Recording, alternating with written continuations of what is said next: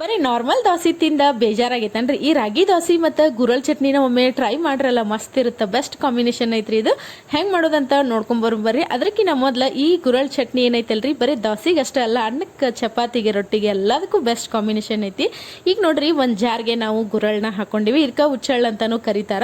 ಆಮೇಲೆ ಸ್ವಲ್ಪ ಮೆಣಸಿನ್ಕಾಯಿ, ಜೀರಿಗೆ, ಒಂದು ಉಳ್ಳಾಗಡ್ಡಿ, ಆಮೇಲೆ ಒಂದು ಗಡ್ಡಿ ಬೆಳ್ಳುಳ್ಳಿ, ಸ್ವಲ್ಪ ಉಪ್ಪು ಮತ್ತು ಒಂದು ಸ್ವಲ್ಪ ಕರಿಬೇವು, ಕೊತ್ತಂಬರಿ ಹಾಕೊಂಡು ಫಸ್ಟ್ ನೀರು ಹಾಕ್ಲಾರ್ದಂಗೆ ರುಬ್ಬಬೇಕು.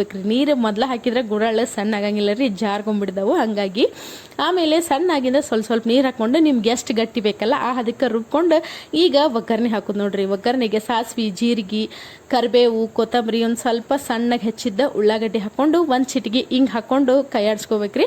ಆಮೇಲೆ ಇದು ತಣ್ಣಗಾದ್ಮೇಲೆ ನಾವೇನು ರುಬ್ಬಿಟ್ಕೊಂಡಿದ್ವಲ್ರಿ ಚಟ್ನಿನ, ಅದನ್ನು ಹಾಕ್ಕೊಂಡು ಕಲಸ್ಕೊಂಡ್ಬಿಟ್ರೆ ನಮ್ಮ ಗುರಳ್ ಚಟ್ನಿ ರೆಡಿ ಆಯ್ತು ನೋಡ್ರಿ. ಬೆಸ್ಟ್ ಅಂದ್ರೆ ಬೆಸ್ಟ್ ಕಾಂಬಿನೇಷನ್ ಐತಿದೆ ದೋಸೆಗೆ. ಒಮ್ಮೆ ಟ್ರೈ ಮಾಡಿ ನೋಡ್ರಿ. ವಿಡಿಯೋ ಇಷ್ಟ ಆಗಿದ್ರೆ ಲೈಕ್ ಮಾಡಿರಿ.